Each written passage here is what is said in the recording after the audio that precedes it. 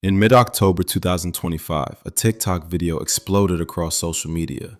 A DoorDash delivery driver claiming she was sexually assaulted while doing her job.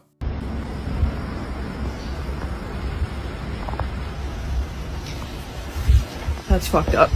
The video came from a young woman known as irlmonsterhighdoll, whose real name is Livy Rose Henderson. What starts as a delivery gone wrong spirals into a viral controversy. Whistleblowing or manipulation? Reality or a trap? To millions, she became DoorDash SA girl. To DoorDash and the authorities, she became a defendant. However all this started. On October 12, 2025, Henderson says she was on a routine run, delivering food for DoorDash. She says it was a contactless drop-off. The customer had asked that the order be left at the front door, but when she arrived, the world shifted. In a TikTok video she later posted, which has since been removed for policy violations, she claimed she saw something that shocked her. The front door was wide open, and through the entryway, she saw a man lying on a couch. He appeared to be asleep, but there was something else. His pants and underwear were pulled down. Henderson's caption described her horror. Indecently exposed, she said. She accused him of SA, sexual assault. She didn't keep quiet. Instead, she recorded the moment and shared it. But TikTok quickly removed the original video, citing its community guidelines on nudity. Soon after, her followers started reposting it, especially on Reddit. On October 13th, a Redditor shared her video on the subreddit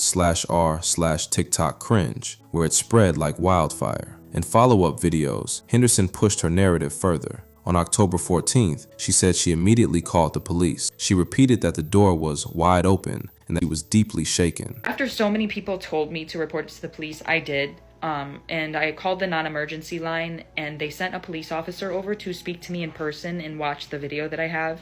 And then he asked me to email it to him, and he asked me if I want to press charges, like what do I want to come from this? And I said, yeah, if there are charges to press, I would prefer that because I don't want this to happen to somebody else again.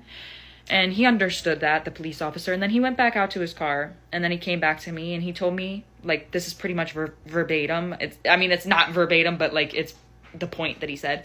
He said he's not sure if there are charges that can be pressed at this point because he was inside of his house, and specifically he said it's not like he came up to his door with it out, or, like, his window with it out, or whatever. But it's like, come on now. Like, how likely is it that it's cold outside? It's pretty chilly. Your ceiling fan is on. You got all your lights on in your house. You got your front door open, right? You just ordered DoorDash 15 minutes ago. And within 15 minutes of ordering DoorDash and it getting delivered to your front door, you're asleep on the couch with your pants and your underwear to your ankles, your front door wide open, your lights on, it's freezing outside. Like, come on now.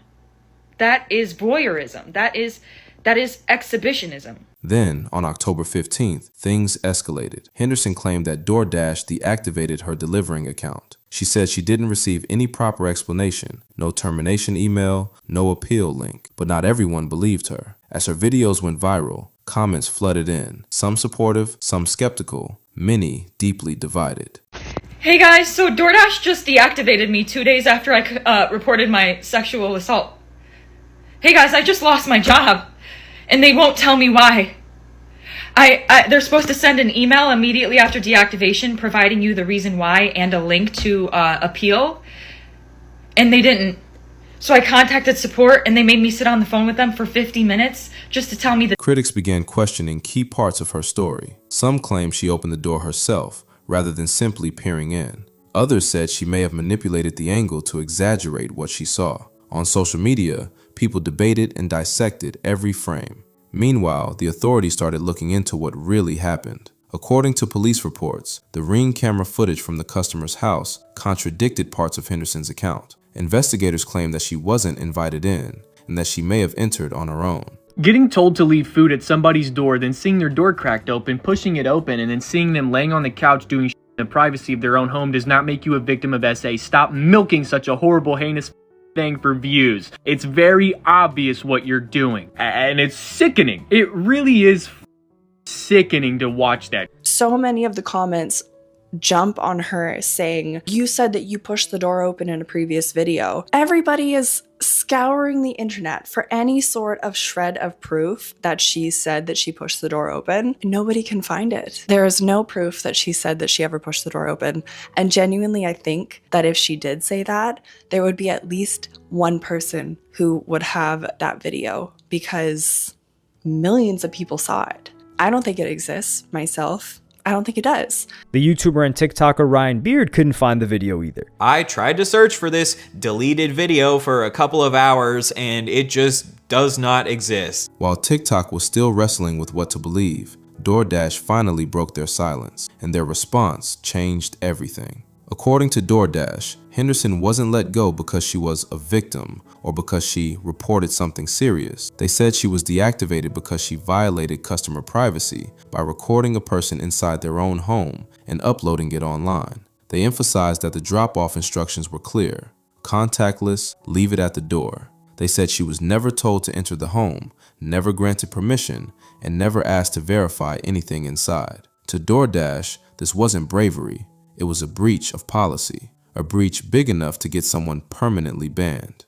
And that's when the first cracks started appearing in her story. Because as more information was revealed, the internet realized this situation wasn't the simple, creepy customer traumatizes innocent driver story she originally portrayed. By mid-October, police had obtained the customer's Ring camera footage, the one piece of evidence nobody had seen, except the people actually involved. And this is where the narrative shifted hard. According to investigators, Henderson's claims were not lining up with what the footage showed. Police say they didn't see a man setting her up, luring her inside, or directing her to enter. They say the video shows something else. She opened the door herself, stepped inside without permission. The customer was, however, asleep and unaware she was filming. Authorities said they found no evidence the man invited her, exposed himself intentionally, or attempted anything predatory. In fact, the man later said he had been asleep on his couch, dealing with a medical condition, and had no idea she even entered the home.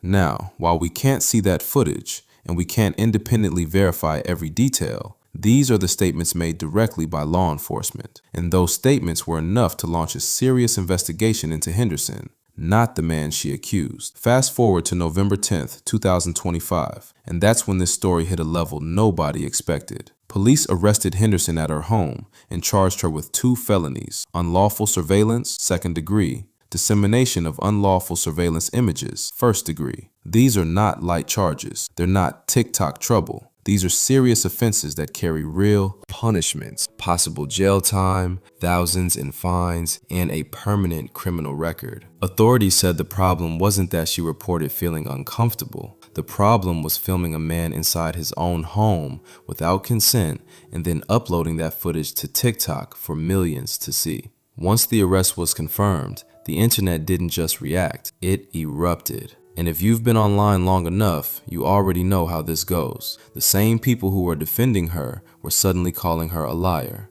The same people who were posting, "Stay safe, Queen," were now dropping paragraphs explaining why she deserved jail time. Reddit got especially brutal. Users on multiple threads combed through every frame of her original TikTok, pointing out inconsistencies, comparing timestamps, analyzing the shadows, like this was some kind of true crime documentary in real time. People highlighted the way she opened the door, the way she stepped inside, the way she aimed the camera, and their conclusion? To many viewers, it didn't look like someone scared or reacting to a threat. It looked like someone actively trying to capture viral content. You know how it is, man. Anytime people sense clout in the air, they start reaching for their phones faster than they reach for common sense. One of the biggest points of controversy was her use of the term SA, because that claim changes everything. It's not a small accusation. It's one of the most serious things you can say about a person. In her follow-up TikToks, Henderson repeatedly referred to the situation as sexual assault, even though she never alleged physical contact, no verbal threat, no approach, and, according to police, no intent from the man. Many viewers felt she exaggerated the event, Others said she weaponized one of the heaviest accusations a person can make and did it publicly without solid evidence. And look, feeling uncomfortable is valid. Being caught off guard is valid. But labeling something as SA requires a very specific and serious legal threshold. Police said they found no indication that the man intentionally exposed himself to her. No signs of luring, no predatory behavior. Just a dude asleep on his couch, unaware he was being filmed and broadcast to millions.